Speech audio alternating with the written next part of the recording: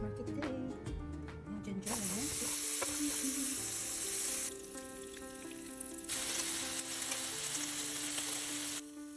Yan ang ating masarap na breakfast.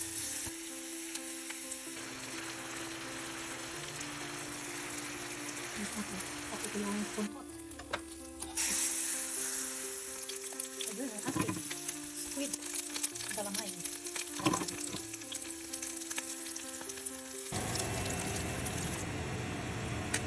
Fruit salad, powdered curry salad.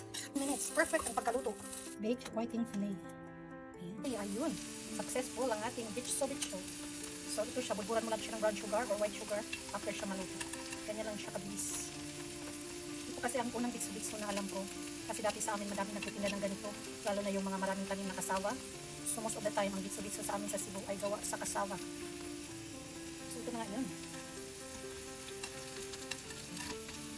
Bitso ni Mrs. G. Cebuano version. Cebu version. Hey.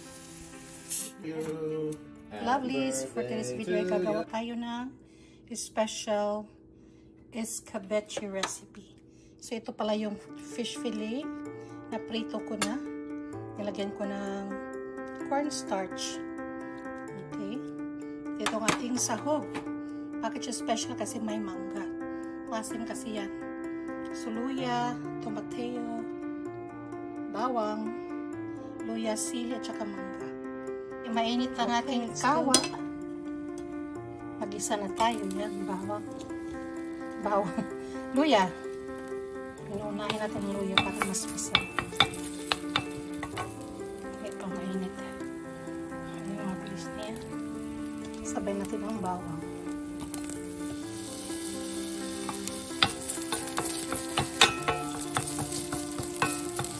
Napuin lang natin ng 1 minute. And then, nagabas ang aroma ng ginger.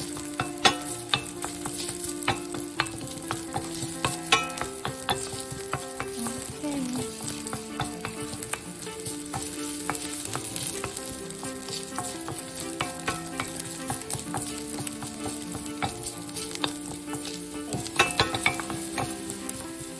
Dagdag na natin ang tomateo. Palakong kamatis. Masarap ang tomateo, guys. Lalo na sa pizza. Kasi yung mga minatamis na luto. Lalo sa pizza yan ang escabeche.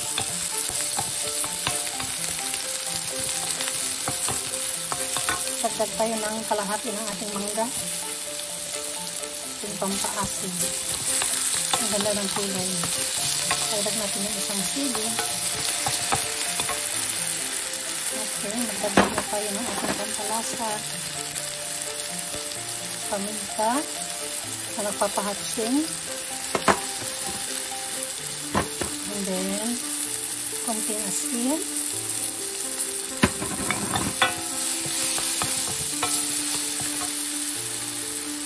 Mayroon tayong tubig. Konting asukal. Nagiging bato.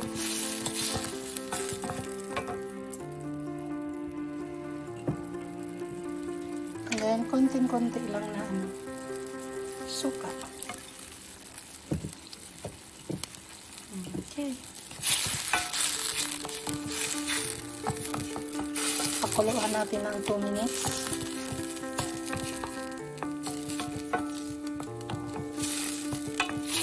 Hanggang ma-dissolve yung sugar.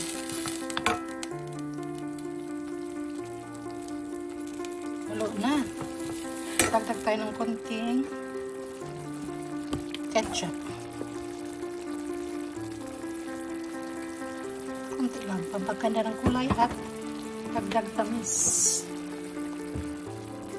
Okay.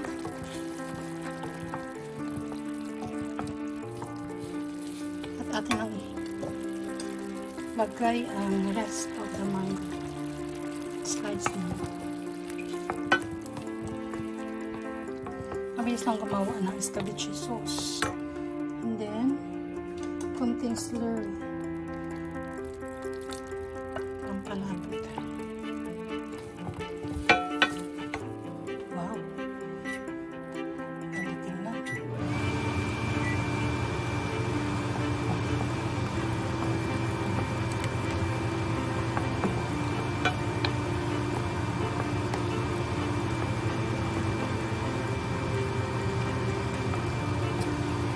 sarap ng lasa.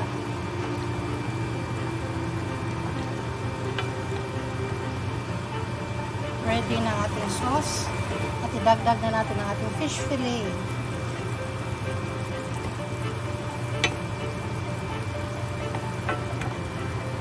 Tapos yung buto-buto.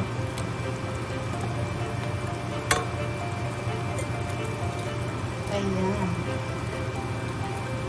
Ang ganda niyang tingnan.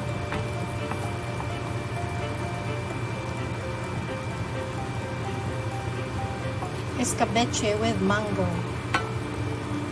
Ayan, lovely. Ready na ang ating escabeche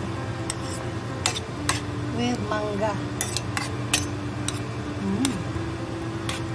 Please don't forget to share, like, and subscribe. Comment naman dyan sa may gusto ng ating recipe. Thank you, lovelies, for watching. See you all next time. God bless you all. Bye-bye.